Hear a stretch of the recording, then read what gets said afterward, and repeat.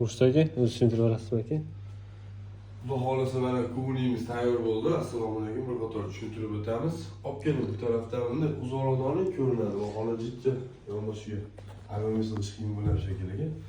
Xullas, bu chekkasidan bu chekkasiga 4 metr rossiyskiy stalishnisida bo'lgan. Ichki tomonlarni ko'rishingiz mumkin. Va bu tarafga o'tingda.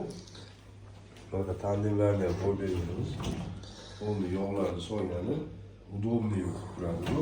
Boshqalarga vakuumli rossiyskiy stalishnisida bo'ladi. Olib keling yonboshilar. Hech nima yo'q.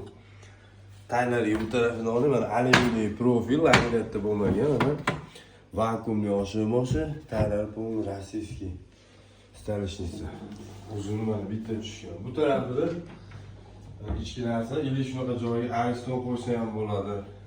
Bunosidan tushuntirib o'tsam, qani, buni ichki tomonda o'z truba bor.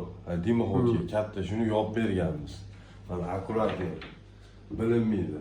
İli bunu bo'yini o'zi 1.15.